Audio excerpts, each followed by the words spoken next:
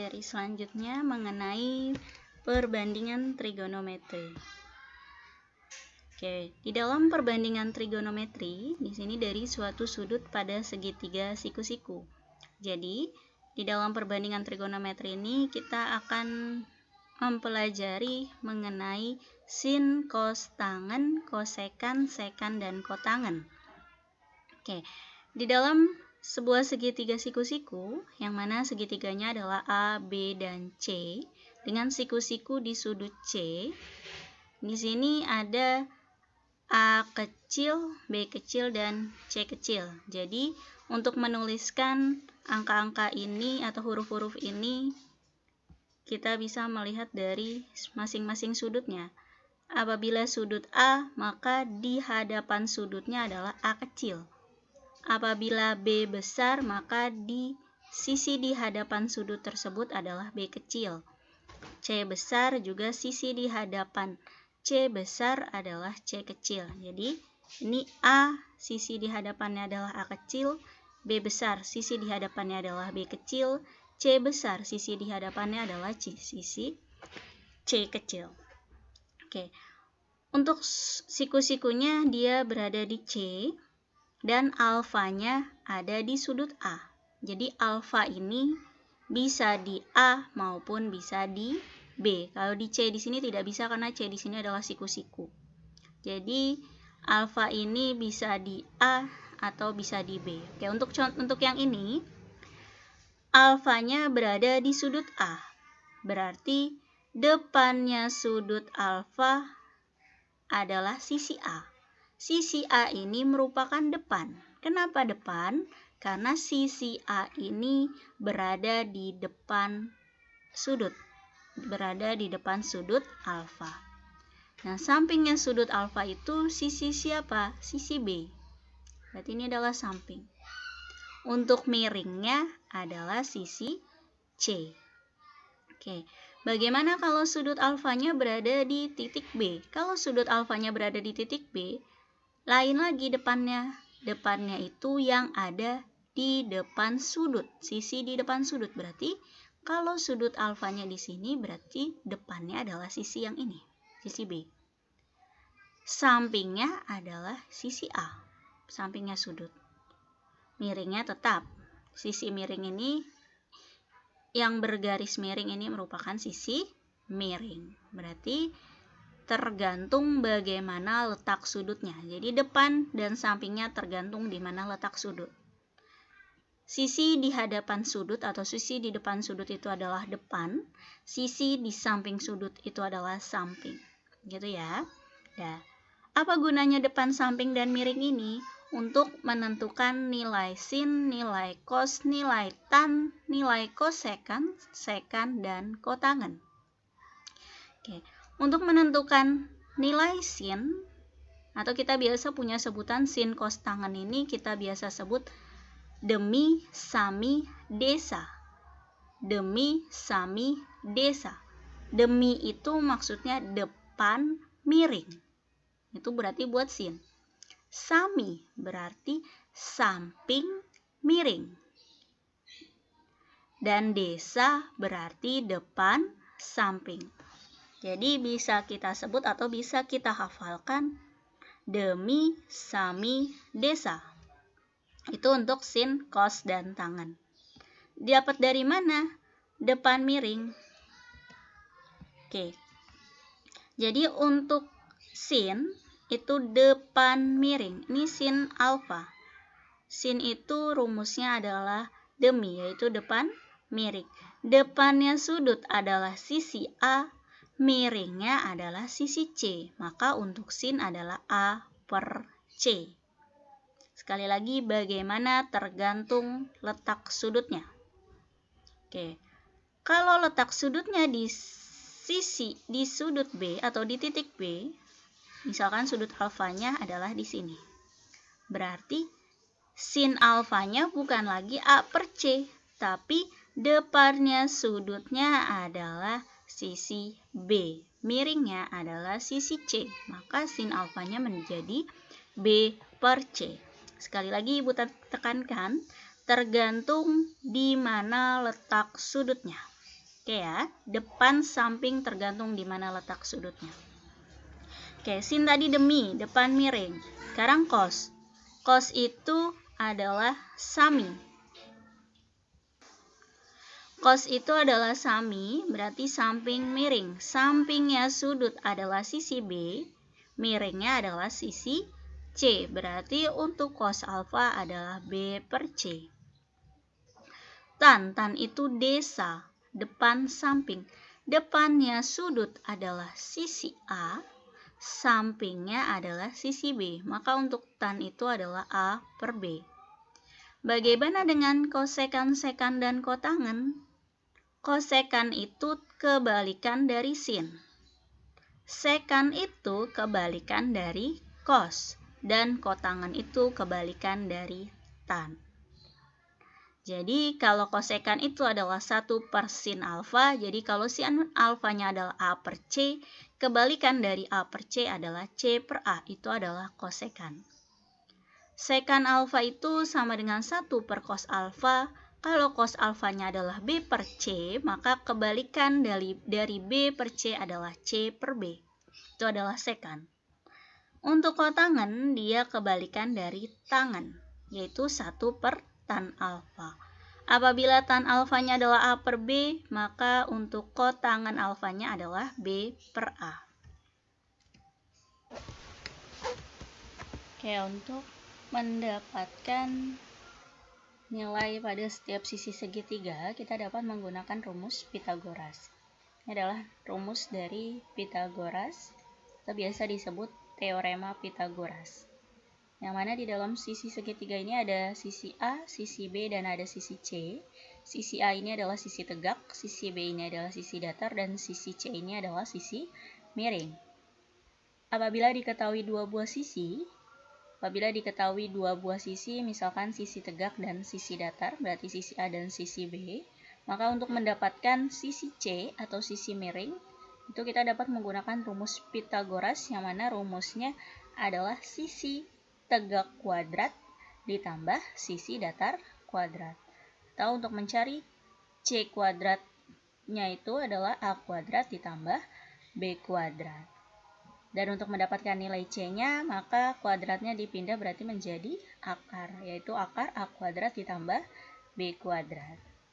Bagaimana kalau yang ditanya adalah sisi tegak? Kalau yang ditanya sisi tegak berarti yang diketahui sisi miring sama sisi datar.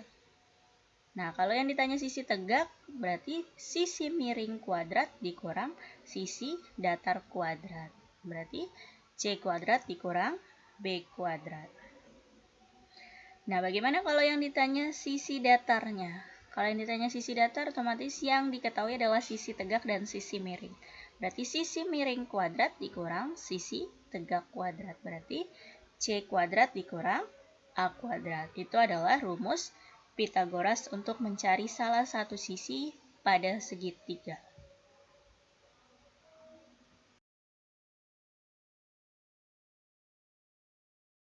Ada 3 buah contoh.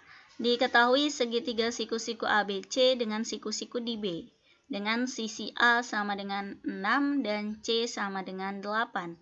Untuk sudut BAC sama dengan alfa, tentukan sin alfa, cos alfa, dan tan alfa. Oke, kemarin yang Ibu tulis di dalam PPT baru 2 contoh soal, ini Ibu tambahkan lagi jadi 3 contoh soal. Oke, kita lanjut ke penyelesaiannya. Untuk penyelesaian contoh soal yang pertama, di situ diketahui segitiga siku-siku ABC dengan siku-siku di B. Berarti kita buat dulu segitiga ABC-nya. Di sini segitiga ABC siku-siku di B, berarti di sini ya. Oke, siku-siku di B berarti di sini letakkan A, ini B, ini C. Oke, sisi di hadapan A besar adalah A kecil. Sisi di hadapan B besar adalah B kecil. Sisi di hadapan C besar adalah C kecil. Nah, selanjutnya diketahui dengan sisi A kecil sama dengan 6. Berarti ini bernilai 6. Dan C kecil bernilai 8. Di sini adalah 8. Oke, A kecilnya sudah 6. C kecilnya sudah 8, berarti yang belum ada adalah sisi B, atau sini adalah sisi AC. Untuk mendapatkan sisi B, kita bisa menggunakan rumus Pythagoras, yang mana kalau dalam rumus Pythagoras apabila yang ditanyakan adalah sisi miring, maka untuk mendapatkan rumusnya adalah sisi tegak kuadrat ditambah sisi datar kuadrat. Apabila yang ditanyakan adalah sisi tegak, maka sisi miring kuadrat dikurang sisi datar kuadrat. Apabila yang ditanyakan sisi datar, maka sisi miring kuadrat dikurang sisi tegak kuadrat. Itu adalah rumus dari Pythagoras. Oke, karena yang ditanyakan atau yang diminta adalah sisi miring, maka untuk mendapatkan nilai sisi B ini kita menggunakan rumus AC kuadrat, sisinya adalah AC, sama dengan AB kuadrat sisi tegaknya, ditambah dengan BC kuadrat. Atau bisa juga kita tulis sisi AC ini adalah sisi B, berarti di sini B kuadrat sama dengan sisi AB adalah sisi C, berarti di sini C kuadrat, ditambah sisi BC-nya adalah sisi A, berarti di sini A kuadrat. Barulah kita masukkan nilainya. Nilai C-nya adalah 8, berarti di sini 8 kuadrat. Nilai A-nya adalah 6, berarti 6 kuadrat. Maka 8 kuadrat itu adalah 64, 6 kuadrat adalah 36. 64 tambah 36 adalah 100, berarti B kuadratnya adalah 100. Maka nilai B kalau kuadrat pindah menjadi akar. Berarti akar dari 100 sama dengan 10. Jadi didapatlah nilai B-nya itu adalah 10. Berarti di sini B-nya 10. Oke, sudah lengkap. Nilai A-nya 6, nilai C-nya adalah 8, dan nilai B-nya adalah 10. Oke, lanjut lagi dalam soalnya. Di situ apabila sudut BAC sama dengan alfa. Berarti kita akan meletakkan sudut alfanya ini di mana? Sudut BAC. BAC. Sudut yang ada di tengah-tengah berarti kan BAC. Yang di tengah-tengah adalah sisi A atau titik A. Berarti titik A tersebut bernilai alfa. Oke. Kalau di situ di dalam soalnya dimintanya sudut BCA, berarti alfanya ada di C. Karena yang diminta adalah BAC, berarti sudut alfanya ada di titik A. Oke, alfanya berarti di sini ya. Tentukan nilai sin alfa, cos alfa, dan tan alfa. Sudutnya di sini berarti di depan sudut bernilai 6, di samping sudut bernilai 8, sisi miringnya adalah 10. Oke, itu untuk menentukan nilai sin, cos, dan tangen. Oke. Sin alfa. Sin alfa yang kita tahu dia adalah demi. Demi, depan miring. Oke, depannya sudut adalah sisi A. Miringnya adalah sisi B. Berarti depannya sudut adalah sisi A, miringnya adalah sisi B, dengan nilai A-nya adalah 6, nilai B-nya adalah 10. Jadi didapatlah sin alfa adalah 6/10. Atau kalau diperkecil dibagi dengan 2, berarti di sini adalah 3/5. Selesai. Bagaimana dengan cos alfa? Kalau tadi sin sudah demi, berarti cos sami. Sa per mi. Maksudnya sa adalah samping, mi-nya adalah miring. Sampingnya sudut alfa ada bernilai 8, miringnya bernilai 10. Samping alfa adalah sisi C, miringnya adalah sisi B. Nilai C-nya adalah 8 dan nilai B-nya adalah 10. Atau kalau diperkecil berarti 4/5. Selesai. Ini adalah cos alfa. Bagaimana dengan tan? Tan alfa. Demi, sami, desa. Desa itu maksudnya depan, samping. Depannya sudut sisi A, sampingnya sudut sisi C. Berarti di sini adalah A/C. Dengan nilai A-nya adalah 6, nilai C-nya adalah 8. Diperkecil menjadi 3/4. Selesai. Ini adalah nilai dari sin, cos, dan tangen pada segitiga A, B, C dengan sudut alfanya berada di titik A. Oke, untuk nomor 1 selesai. Kita lanjut ke nomor 2. Ya, untuk nomor 2 diketahui segitiga siku-siku ABC dengan siku-siku di A. Oke, masih sama, segitiganya adalah segitiga ABC. Segitiga ABC dengan siku-siku di A, berarti A-nya di sini. Ini siku-siku. B-nya di sini dan ini adalah C. A, B, C. Apa boleh B-nya di sini, C-nya di sini? Boleh, silakan. Yang penting sisi A-nya atau sudut A-nya, titik A-nya dia adalah siku-siku karena di situ diketahui siku-sikunya berada di A. Oke. Berarti sisi di hadapan A besar adalah A kecil, sisi di hadapan B besar adalah B kecil, sisi di hadapan C besar adalah C kecil. Oke. Dengan sisi A-nya adalah 13, berarti di sini sisi A-nya 13 dan sisi C-nya adalah 5. Oke. Berarti yang belum ada adalah sisi B. Berarti kita harus mencari sisi B. Sisi B ini adalah sisi tegak. Berarti untuk mendapatkan sisi tegak tadi sisi miring kuadrat dikurang sisi datar kuadrat. Berarti bisa kita tulis di sini sisi miringnya adalah, berarti bisa kita tulis di sini yang diketahui yang ditanyakan adalah sisi tegak. Berarti di sini AC kuadrat sama dengan sisi miring kuadrat yaitu BC kuadrat dikurang sisi datar kuadrat yaitu adalah AB kuadrat. Sisi tegaknya siapa? Yaitu B. Berarti di sini bisa kita tulis B kuadrat. Sisi miringnya adalah A. Dan sisi datarnya adalah C. Oke, barulah kita masukkan nilainya. A-nya adalah 13 dikurang C-nya adalah 5. Oke, 13 kuadrat itu adalah 169 dikurang 25. Maka B kuadratnya sama dengan 144. B sama dengan akar dari 144, yaitu akar dari 144 adalah 12.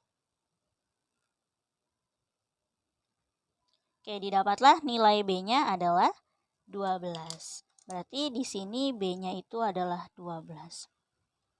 Oke, sudah dapat nilai A-nya 13, B-nya 12, dan C-nya 5. Semua sisinya sudah ada nilainya.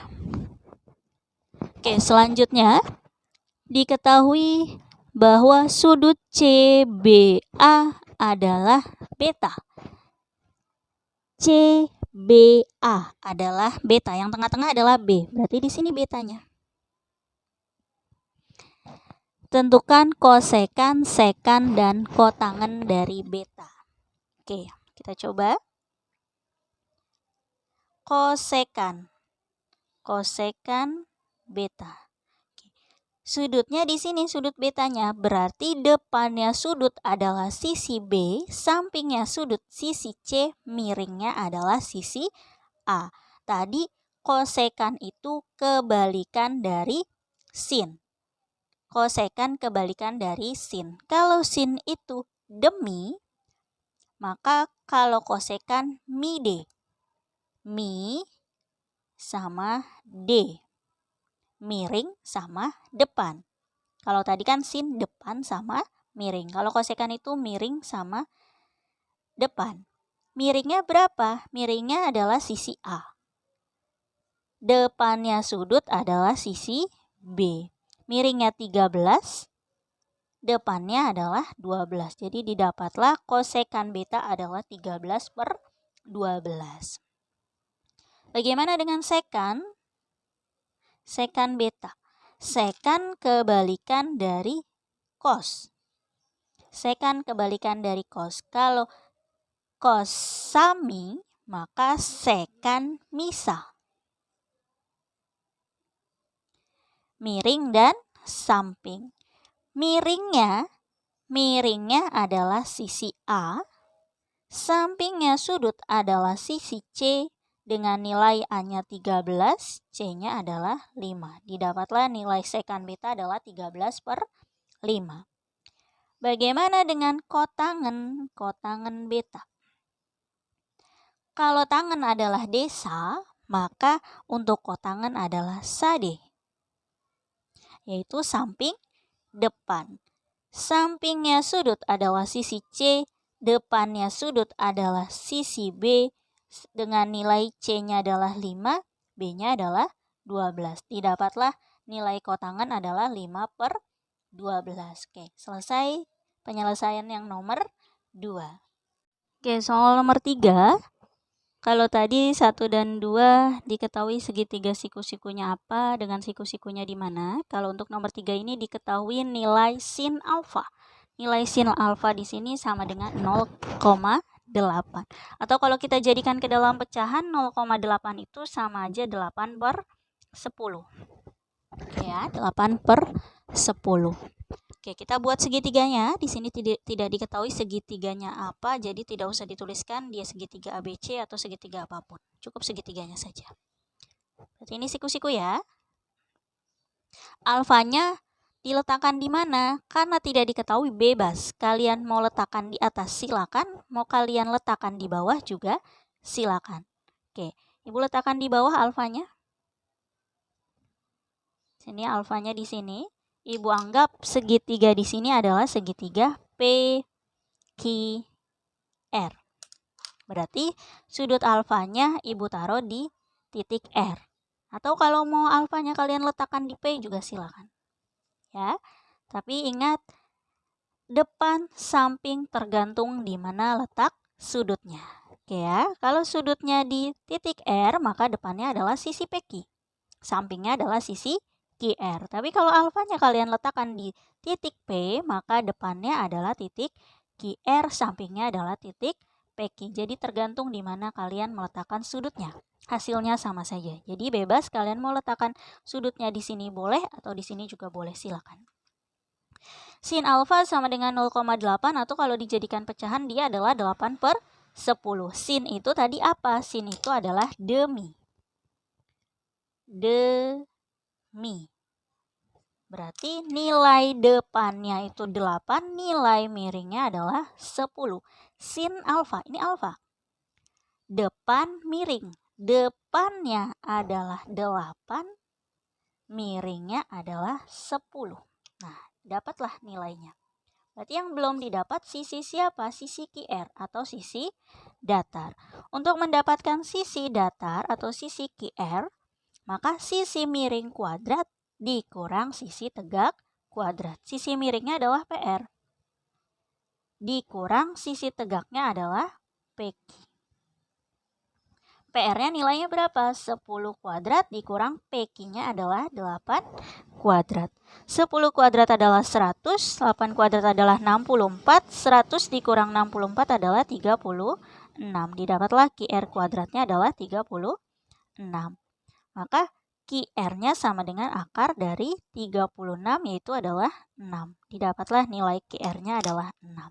Berarti sini letakkan 6. Oke, sudah dapat nilainya 8, 10, dan 6. Selanjutnya, tentukan nilai-nilai perbandingan trigonometrinya. Berarti kita tentukan sin alfanya sudah, berarti tinggal cos alfa. Sin demi cos sami, samping miring. Samping miring, Ibu tulis lagi deh, sami. Samping miring. Sampingnya sudut adalah sisi QR.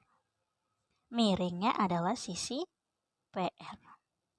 Sisi QR-nya adalah 6. Sisi miringnya adalah 10. Atau kalau diperkecil adalah 3/5. Dapatlah cos alfanya 3/5. Berarti kebalikan dari cos adalah sekan. Langsung aja kita ke sekan.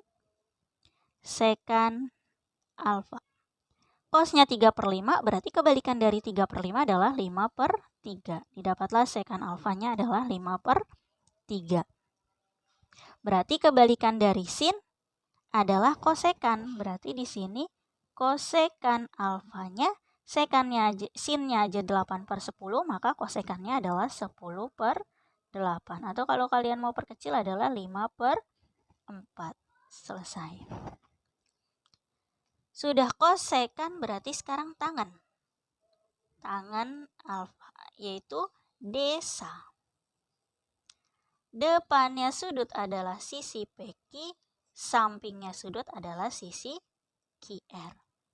Nilainya adalah 8/6, atau kalau diperkecil adalah 4/3. Selesai tannya. Kebalikan dari tan adalah kotangan. Kotangan alfa berarti kebalikan dari 4/3 adalah 3/4. Oke, selesai contoh soal nomor 3. Oke, selanjutnya yang kedua, kalau tadi sudah perbandingan trigonometri, ini yang kedua adalah menghitung nilai sinus, kosinus, dan tangen pada sudut-sudut istimewa. Jadi, di dalam trigonometri ini kita mempunyai sudut-sudut istimewa. Sudut-sudut istimewa itu terdiri dari siapa aja? Dari 0 derajat, 30 derajat, 45 derajat, 60 derajat, dan 90 derajat. Ini diusahakan harus kalian hafalkan sudut-sudut istimewa ini. Karena tidak sulit, ini sangat mudah sekali. Apabila sin 0 derajat, maka hasilnya adalah 0. Sin 30 derajat itu adalah setengah. Sin 45 derajat itu adalah setengah akar 2. Sin 60 derajat itu adalah setengah akar 3. Dan sin 90 derajat itu adalah 1. Nah, kalau dari sin, dari 0 ke 90, dia 0, setengah akar 2, setengah akar 3, 1. Nah, kalau cos ini kebalikannya. Kalau sin ini dari kiri ke kanan, kalau cos ini dari kanan ke kiri, nilai-nilainya sama. Cuman, kalau sin mulainya dari 0 derajat itu hasilnya 0, kalau cos itu mulainya dari 90 derajat yang menghasilkan 0. 60 derajat menghasilkan setengah, dan 45 derajat sama-sama menghasilkan setengah akar 2.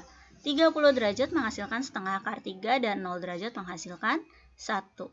Untuk sin dan cos ini bisa menghafalkan dengan kelima jari, yaitu dimulai dari jari jempol ke kelingking.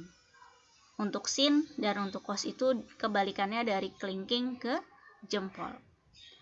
Nanti Ibu ajarkan. Oke, untuk yang tan ini tinggal kalian hafalkan saja. Kalau tadi sin cos bisa menggunakan tangan, kalau tan ini hanya tinggal kita hafalkan saja. Bahwa tan 0 ini adalah 0, tan 30 derajat itu adalah 1/3 akar 3, tan 45 derajat itu adalah 1, dan tan 60 derajat itu adalah akar 3, tan 90 derajat menghasilkan tahingga. Ini adalah sudut-sudut istimewa di dalam trigonometri. Oke, untuk menghafalkan sudut istimewa, untuk sin dan cos kita dapat menggunakan jari tangan untuk menghafalkan. Yang mana nilai-nilai pada jari tangan tersebut, jempol itu bernilai 0, jari telunjuk itu bernilai setengah, jari tengah itu bernilai setengah akar 2, jari manis bernilai setengah akar 3, dan kelingking itu bernilai 1. Jadi masing-masing jari ini sudah mempunyai nilai 0, setengah akar 2, setengah akar 3, 1. Nah, selanjutnya tinggal kita mainkan derajatnya. Jadi kalau sin itu dari jempol ke kelingking mulainya. Berarti 0 derajat itu kita mulai dari jempol, seterusnya sampai 90 derajat berada di kelingking. Untuk cos itu kebalikannya. Kalau sin dari jempol ke kelingking mulainya, kalau cos itu mulainya dari kelingking sampai dengan jempol. Jadi kalau untuk cos 0 derajatnya dimulai dari kelingking. 90 derajatnya berhenti di jempol. Oke, jadi kalau untuk sin 0 derajat, lihat jempol. Karena sin itu dari jempol ke kelingking. Sin 0 derajat dia bernilai 0. Nilai-nilai ini sudah tetap ya, jadi jempol mempunyai nilai 0, telunjuk memiliki nilai setengah, jari tengah memiliki nilai setengah akar 2, jari manis memiliki nilai setengah akar 3, dan kelingking memiliki nilai 1. Jadi apabila sin 0 dia menghasilkan 0, sin 30 derajat berarti berada di telunjuk berarti bernilai setengah, sin 45 derajat ada di jari tengah berarti bernilai setengah akar 2, sin 60 derajat di jari manis berarti bernilai setengah akar 3, dan sin 90 derajat berada di kelingking berarti bernilai 1. Nah, kalau sin itu dari jempol ke kelingking. Kalau cos, kita mulainya dari kelingking. Berarti cos 0 itu 1, cos 30 itu setengah akar 3, cos 45 itu setengah akar 2, cos 60 itu adalah setengah, dan cos 90 itu adalah 0. Begitu untuk menghafal menggunakan jari tangan pada sin dan cos. Kalau untuk tan tinggal kalian hafalkan lagi sendiri, oke?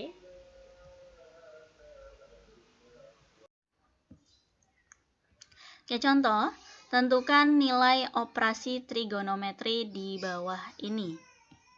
Yang A adalah sin 30 derajat ditambah cos 60 derajat. Karena kita tadi sudah mengetahui sudut-sudut istimewa, berarti tinggal diselesaikan. Sin 30 itu berapa, cos 60 berapa, dihasilkan dan dijumlahkan. Begitu juga dengan yang B, sin 90 derajat dikurang tan 60 dibagi tan 60 dikurang cos 0 derajat. Oke, kita selesaikan. Oke, untuk menentukan sin 30 dan cos 60 berarti kita bisa menggunakan sudut istimewa. Yang mana yang sudah Ibu terangkan sebelumnya, bahwa apabila sin dan cos dalam sudut istimewa kita bisa menggunakan jari tangan. Ya kan? Berarti yang jari tangan jempol itu bernilai 0, ini itu setengah.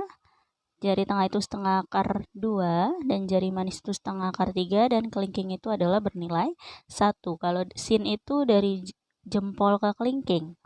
Kalau cos itu dari kelingking ke jempol, nilainya tidak berubah, hanya derajatnya saja.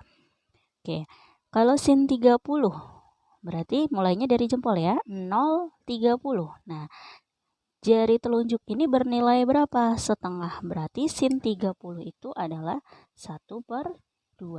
Ditambah cos 60. Cos 60, kalau cos itu dari kelingking ke jempol.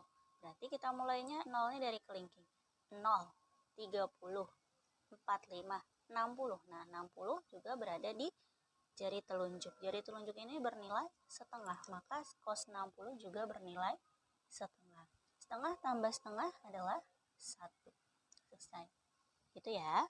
Sekarang yang B. Yang B itu adalah sin 90 derajat dikurang tan 60 derajat dibagi tan 60 derajat dikurang cos 0 derajat. Oke. Sekali lagi hanya bisa pakai jari tangan apabila sin sama cos. Untuk tannya kita hafalkan sendiri ya.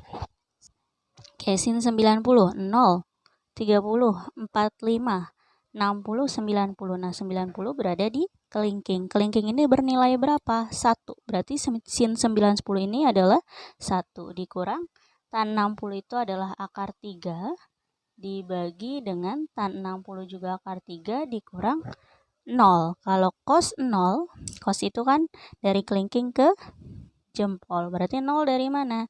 0-nya itu berarti berada di kelingking. Kelingking ini bernilai 1. Maka cos 0 adalah 1. 1 dikurang akar 3 dibagi akar 3 dikurang 1. Kalau penyebutnya adalah akar, maka kita harus kalikan dengan sekawan. Nah, sekawan yang min adalah plus. Berarti di sini akar 3 ditambah 1 dibagi dengan akar 3 ditambah 1. Oke. Berarti kita kalikan pelangi ini ke sini.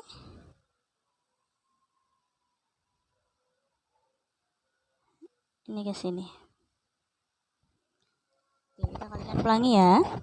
1 kali akar 3 adalah akar 3. 1 kali 1 adalah plus 1. Min akar 3 kali akar 3 adalah min 3. Min akar 3 dikali 1 adalah min akar 3.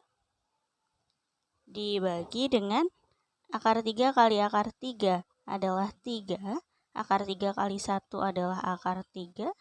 Min 1 kali akar 3 adalah min akar 3. Min 1 kali 1 adalah min 1. Ini habis ya. Ini juga habis. 1 dikurang 3 adalah min 2.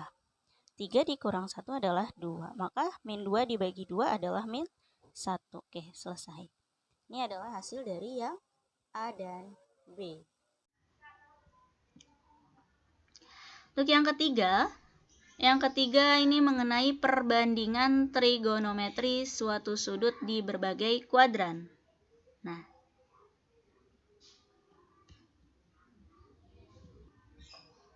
kuadran di sini kita kuadran ada kuadran 1, kuadran 2, kuadran 3, kuadran 4. Kuadran itu apa? Bagian dari sudut dalam trigonometri. Jadi di sini ada 4 bagian yang dinamakan dengan kuadran, bagian 1, bagian 2, bagian 3, dan bagian 4. Jadi disebutnya adalah kuadran 1, kuadran 2, kuadran 3, dan kuadran 4. Kalau kuadran 1 ini kan kalau garis lurus ini berarti 180 derajat.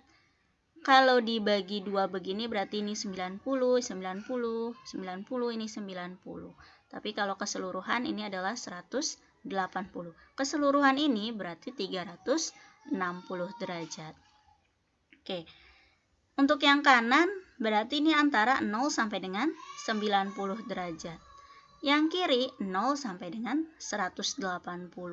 Yang bawah berarti 180 sampai 270. Bagian kanan adalah 270 sampai dengan 360 karena keseluruhan ini adalah 360.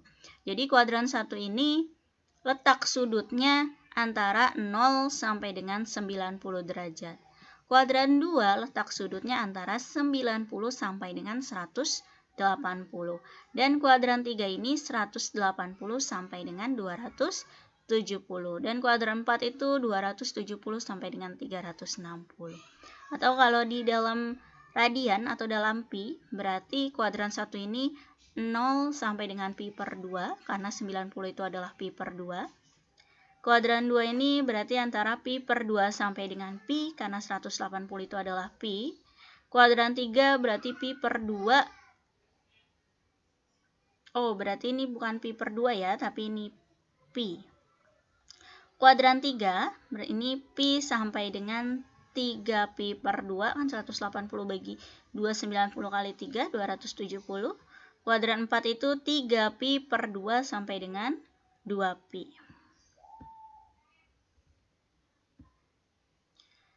Oke, fungsinya apa?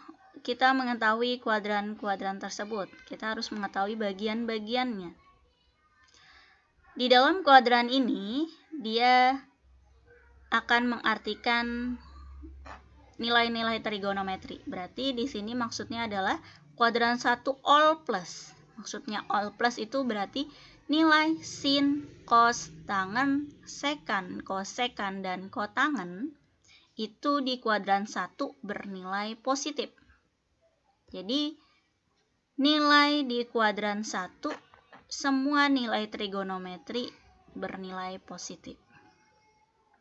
Bagaimana kalau di kuadran 2? Kalau di kuadran 2 itu hanya sin dan kosekan yang positif. Berarti selain sin dan kosekan dia bernilai negatif. Jadi bisa dihafalkannya itu yang sin cos tangennya aja, karena berlaku kebalikannya. Jadi apabila sin itu positif, kebalikan dari sin adalah kosekan. Berarti kosekan tersebut bernilai positif. Bagaimana dengan kuadran 3? Sama kayak tadi.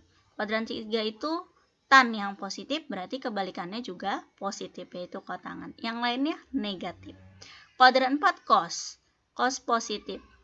Kebalikan dari cos adalah sekan. Berarti cos sama sekan bernilai positif di kuadran 4, selain itu bernilai negatif. Atau kalian bisa sebut semua cintaku. Bisa dihafalkan semua cintaku. Semua berarti semua yang ada di kuadran 1 bernilai positif. Cin maksudnya itu adalah sin. Berarti sin dan kebalikannya dia bernilai positif. Ta berarti tangan. Tangan di kuadran 3 juga bernilai positif. Berlaku kebalikannya adalah kotangen, yang lainnya adalah negatif. Ku atau kita bisa sebut adalah cos. Cosnya positif dan kebalikannya adalah sekan juga bernilai positif. Jadi yang kita sebut bernilai positif selain itu adalah negatif. Semua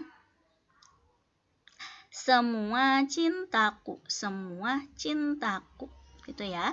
Oke, sudut penyiku itu disebut adalah komplemen, dan sudut penyiku itu antara 90 derajat sampai dengan alfa, dan sudut pelurus itu disebut suplemen, yaitu antara 180 derajat dikurang alfa. Oke, contoh, diketahui alfa terletak di kuadran 4. Nah, diketahui alfa terletak di kuadran 4. Jika cos alfa sama dengan 4/5, tentukan sin alfa dan kotangen alfa. Oke, kuadran 4 itu tadi yang bernilai positif adalah cos. Berarti nanti apabila kita mendapatkan nilai sin, nilai tangen, nilai kotangen, nilai kosekan, dia akan bernilai negatif. Itulah maksud dari kuadran-kuadran tersebut. Oke, penyelesaian contoh selanjutnya di sini mengenai kuadran. Diketahui alfa terletak di kuadran 4. Jika cos alfa sama dengan 4/5, tentukan sin alfa dan kotangen alfa. Oke, main kuadran. Berarti yang sudah Ibu jelaskan sebelumnya, kuadran itu ada 4 bagian. Kuadran 1, kuadran 2, kuadran 3, dan kuadran 4. Oke. Gini ya. Ada 4 bagian, ini kuadran 1, kuadran 2, kuadran 3, dan ini adalah kuadran 4. Yang mana di dalam kuadran ini yang bernilai positif ini adalah semua cintaku. Yang ditulis ini semuanya bernilai positif. Berlaku kebalikannya. Kebalikannya sin adalah kosekan, kebalikannya tangen adalah kotangen, kebalikannya cos adalah sekan. Berarti dia bernilai positif di bagiannya masing-masing. Oke, kalau terletak di kuadran 4, siapa yang bernilai positif? Berarti yang bernilai positif adalah cos dan sekan. Berarti selain itu dia nantinya akan bernilai negatif. Berarti sin, tangen, kosekan, dan kotangen di kuadran 4 dia bernilai negatif. Oke, di dalam soalnya di sini cos alfa sama dengan 4/5 berada di kuadran 4. Benar ya, karena cos di kuadran 4 dia bernilai positif, maka 4/5-nya di sini bernilai positif. Oke, sebelum kita menentukan sin alfa dan kotangen alfa, kita bikin dulu segitiganya. Segitiga ini siku-siku. Dengan sudut alfanya Ibu letakkan di atas. Ibu anggap ini segitiganya adalah segitiga CDE. Oke, berarti siku-siku di D dengan sudut alfanya berada di titik C. Cos alfa, kalau cos itu adalah sami, samping miring. Berarti sampingnya 4, miringnya adalah 5. Sampingnya sudut berarti 4, miringnya adalah 5. Berarti yang belum sisi siapa? Sisi DE. Untuk mencari sisi DE berarti ini adalah sisi datar, maka sisi miring kuadrat dikurang sisi tegak kuadrat. Berarti di sini DE kuadrat sama dengan CE kuadrat dikurang CD kuadrat. Oke, CE-nya bernilai 5 dan CD-nya itu bernilai 4. 5 kuadrat adalah 25 dikurang 16. Maka 25 dikurang 16 adalah 9. Didapatlah DE kuadratnya adalah 9. Maka untuk mendapatkan DE sama dengan akar dari 9 sama dengan 3. Oke, berarti didapatlah nilai DE-nya di sini adalah 3. Oke, sudah dapat DE-nya 3, berarti kita tinggal mencari nilai yang diminta, yaitu adalah sin alfa. Sin itu adalah demi, depan, miring. Depannya sudut bernilai 3, miringnya bernilai 5. Berarti sin alfanya adalah 3/5. Tapi karena terletak di kuadran 4, sin di kuadran 4 dia bernilai negatif, maka hasilnya adalah min 3/5. Jadi sin alfanya adalah min 3/5. Nanti ya. Lanjut, yang B. Yang B yang ditanyakan adalah kotangen alfa. Kotangen alfa itu kebalikan dari tangen. Kalau tangen itu adalah desa, maka kalau kotangen adalah sade. samping depan. Sampingnya sudut bernilai 4, depannya sudut bernilai 3. Kotangan di kuadran 4 juga bernilai negatif. Maka di sini hasil akhirnya adalah min 4/3. Oke, selesai.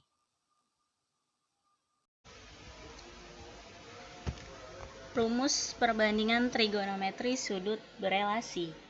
Nah, sudut berelasi ini ada di kuadran 1, kuadran 2, kuadran 3, dan kuadran 4. Kuadran 3 dan kuadran 4. Oke, kita mulai dari yang kuadran 1. Kuadran 1 itu terletak di antara 0 sampai dengan 90 derajat. Yang mana di dalam kuadran 1 itu semua nilai trigonometrinya bernilai positif. Dan di kuadran 1 itu kan tadi antara 0 sampai dengan 90 derajat. Jadi kita dapat menggunakan sudut berelasi, rumus sudut berelasi ini kalau pada kuadran 1 berarti kita hanya bisa menggunakan 90 derajat saja. Jadi di sini ada sin 90 derajat dikurang alfa. Jadi misalkan yang ditanyakan adalah sin 30. Gunakan rumus sudut berelasi untuk menentukan nilai sin 30, atau sin 30 itu setara dengan nilai siapa gitu. Nah, kalau kita lihat di dalam sudut istimewa itu kan kita sudah ketahuan bahwa sin 30 itu bernilai setengah. Tapi coba kita kalau pakai kuadrat. Sin 30 misalkan. Nah, 30-nya itu bukan sebagai alfa, tapi kita cari alfanya. Yang ditanya adalah sin 30, berarti 90 dikurang berapa yang menghasilkan 30, yaitu 60. Berarti alfanya adalah 60. Jadi 90 derajat dikurang 60. Maka hasilnya adalah cos 60, karena tadi alfanya adalah 60. Cos 60 berapa? Cos 60 itu adalah setengah. Jadi nilai sin 30 itu setara dengan cos 60 yang menghasilkan sama, yaitu bernilai setengah. Itu maksudnya kita menggunakan rumus sudut berelasi. Oke, di dalam sudut berelasi ini apabila kita menggunakan 90 derajat, maka bentuk trigonometrinya berubah. Sin akan berubah menjadi cos, cos akan berubah menjadi sin, tan akan berubah menjadi kotangan, begitu juga kebalikannya. Bagaimana kalau di kuadran 2? Kuadran 2 itu antara 90 sampai dengan 180. Berarti ada 90 sama 180.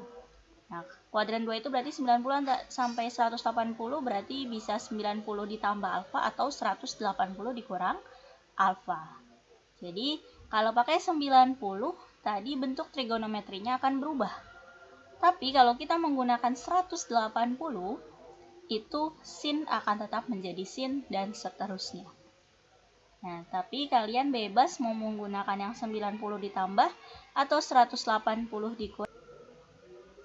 Untuk di kuadran 2, kemarin untuk yang di kuadran 2 itu berarti yang bernilai positif adalah sin. Semua cintaku. Berarti di kuadran 2 itu yang bernilai positif adalah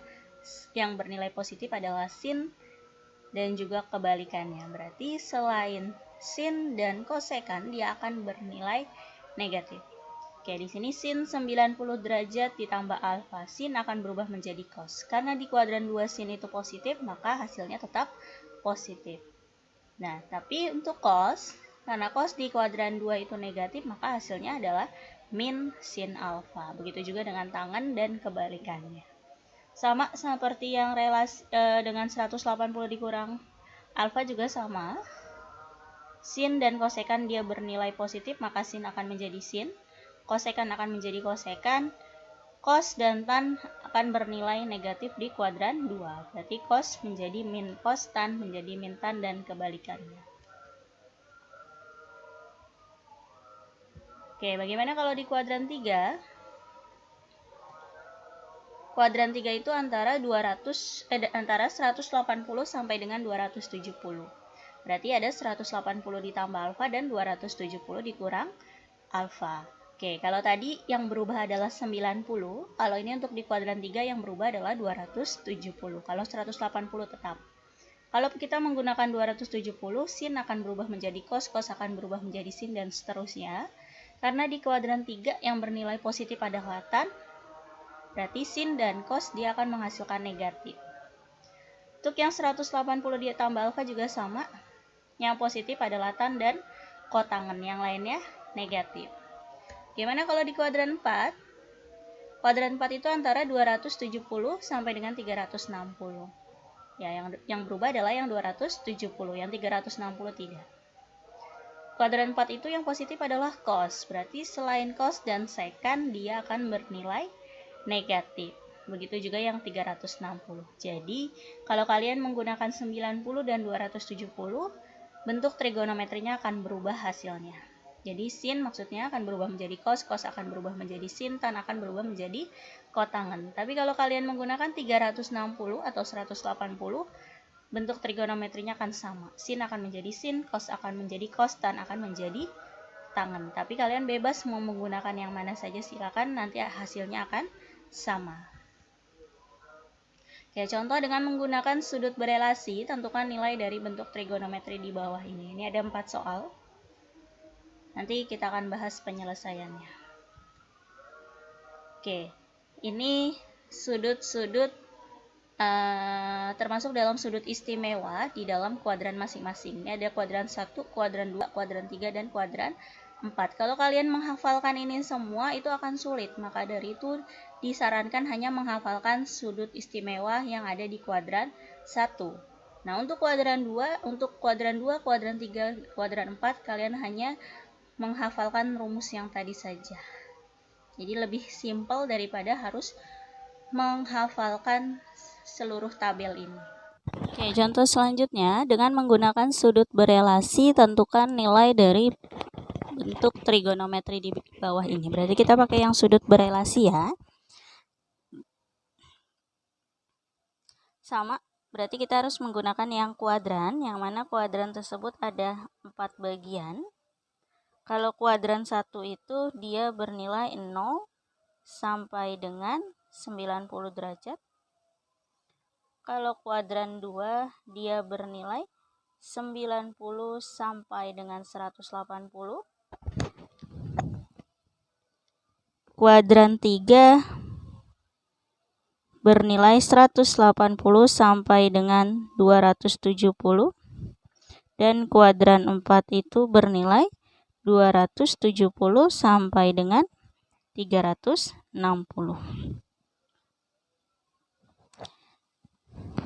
Oke. Untuk yang pertama adalah sin 30 derajat, yang mana kita tahu sin 30 derajat itu masuk ke dalam sudut istimewa. Kalau kita langsung tebak hasilnya, sudah didapat sin 30 itu adalah setengah, tapi di sini diminta pada sudut berelasi, yang mana kalau sudut berelasi sin 30 derajat itu ada di antara 0 sampai dengan 90, berarti dia berada di kuadran 1. Menggunakan rumus-rumus perbandingan sudut berelasi, di situ kalau kuadran 1 sinnya menggunakan 90 derajat dikurang alfa. Berarti kalau di kuadran 1 itu menggunakan 90 derajat dikurang alfa. Karena di kuadran 1 ini antara 0 sampai dengan 90. Berarti kalau kita pakai menggunakan kuadran 1, berarti di sini kita menggunakan rumus sin 90 derajat dikurang alfa, dia akan menghasilkan cos alfa. Ini rumusnya. Sin 90 derajat dikurang 60 derajat. Kenapa 60? Di sini kan yang diminta adalah sin 30. Berarti kita cari 90 dikurang berapa yang menghasilkan 30? Berarti itu adalah alfanya. Nah, berarti 90 dikurang 60. 90 dikurang 60 adalah 30. Berarti alfanya adalah 60. Sin 90 dikurang alfa akan menghasilkan cos alfa. Nah, alfanya berapa? 60. Berarti di sini dia akan menghasilkan cos 60 derajat. Jadi, bisa dibilang sin 30 itu bernilai sama dengan cos 60. Jadi, kesimpulannya itu adalah sin 30 derajat dia sama dengan cos 60 derajat, menghasilkan 1/2. Selesai. Untuk yang nomor 2, itu adalah cos 150 derajat. 150 itu berarti ada di antara 90 sampai dengan 180. Berarti dia berada di kuadran 2. Yang mana kalau di kuadran 2 itu akan ada 2 penyelesaian, yaitu bisa menggunakan 90 ditambah alfa atau bisa juga menggunakan 180 dikurang alfa. Kalau kalian menggunakan 90, kalau derajatnya adalah 90 derajat, maka trigonometrinya berubah. Sin akan berubah menjadi cos seperti ini, cos akan berubah menjadi sin, tan akan berubah menjadi kotangan, begitupun kebalikannya.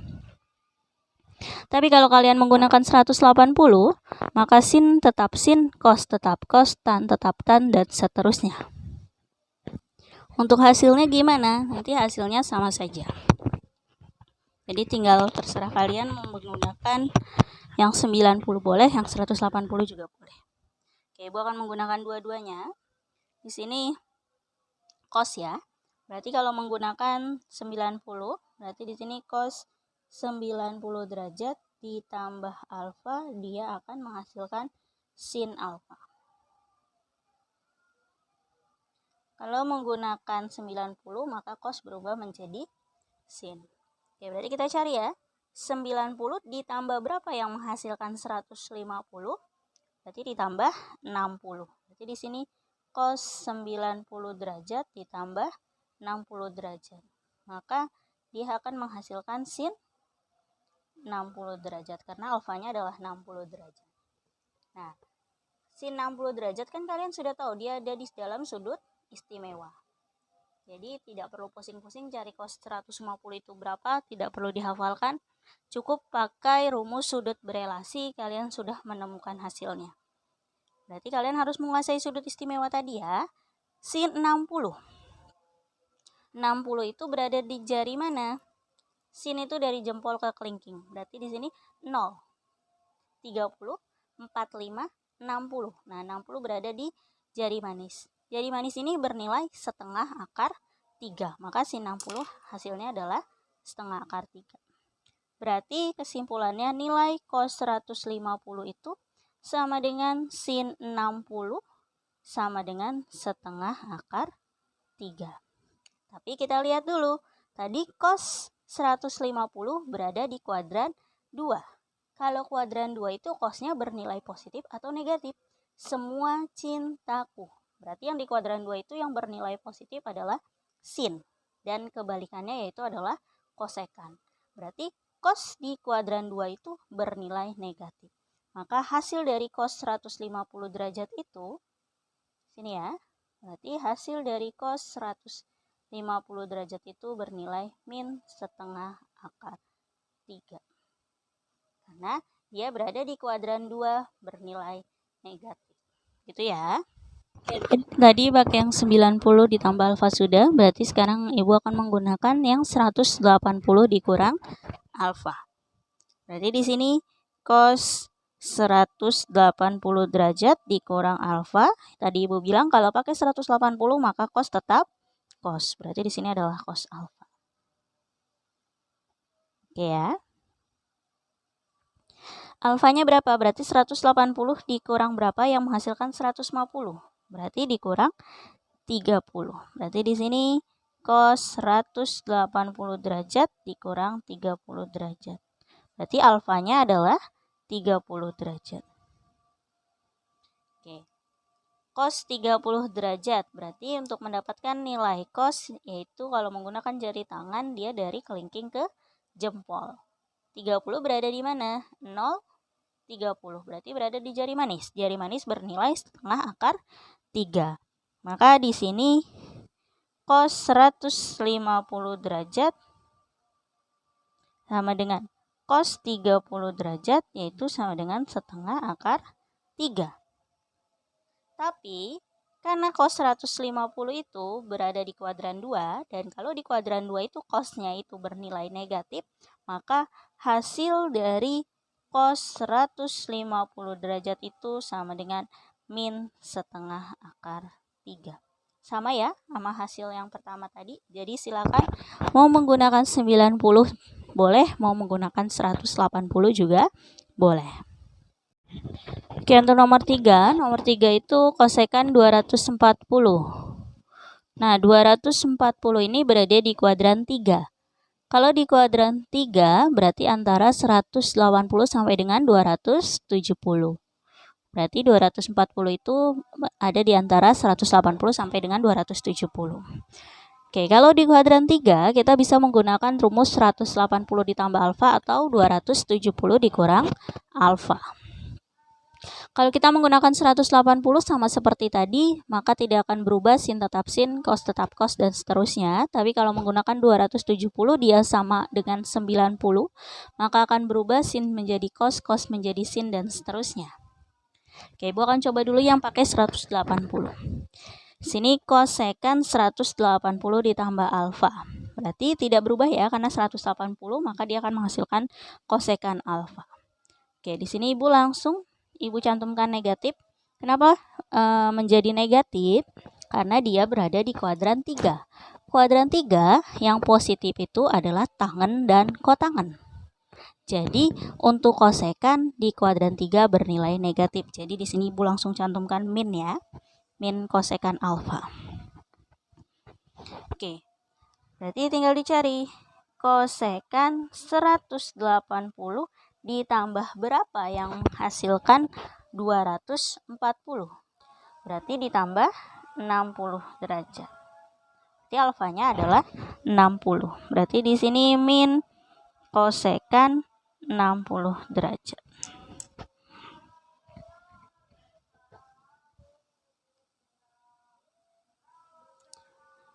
Oke, min kosekan 60 derajat. Kosekan itu kebalikan dari sin. Kosekan itu kebalikan dari sin. Berarti untuk mendapatkan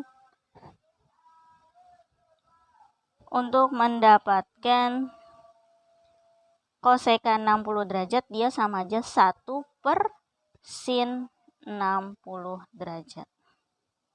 Oke.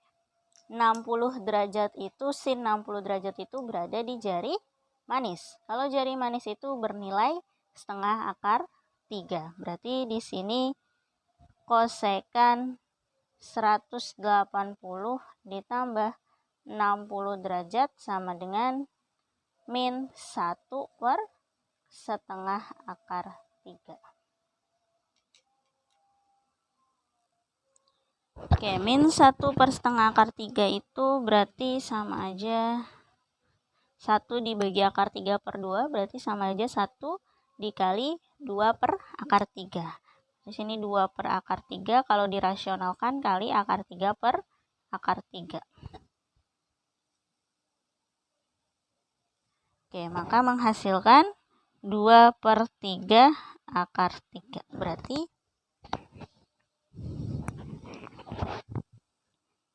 di sini kosekan dari 180 derajat ditambah 60 derajat akan menghasilkan dia akan sama dengan min kosekan dari 60 derajat yang menghasilkan sini min 2 per 3 akar 3.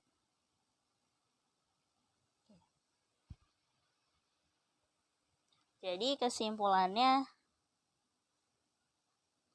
kosekan 240 derajat itu sama dengan min kosekan dari 60 derajat yang menghasilkan min 2 per 3 akar 3.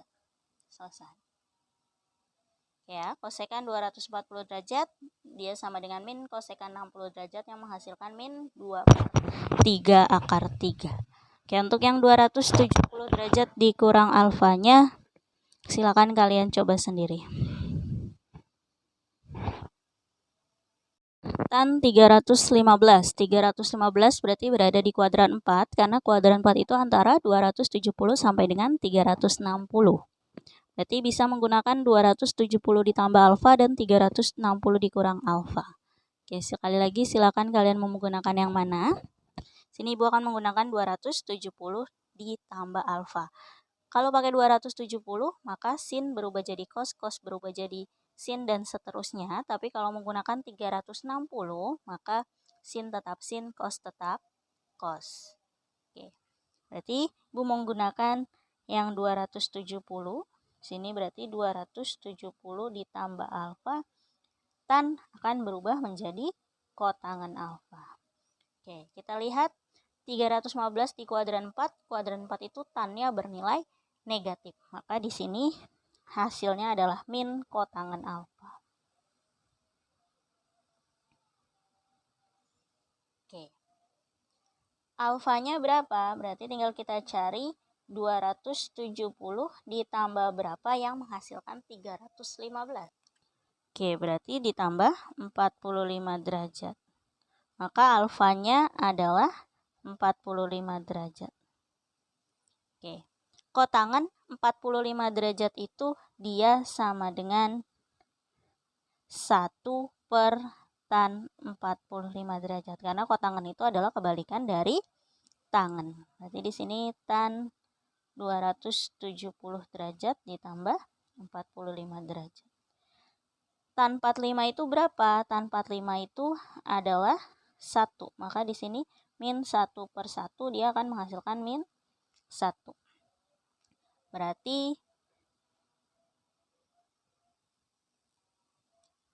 jadi tan 270 derajat ditambah 45 derajat kan sama dengan min kotangan 45 derajat menghasilkan min 1.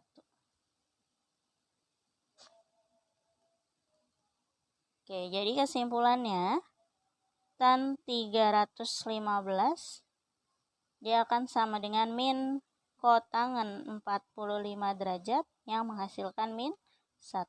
Oke, selesai.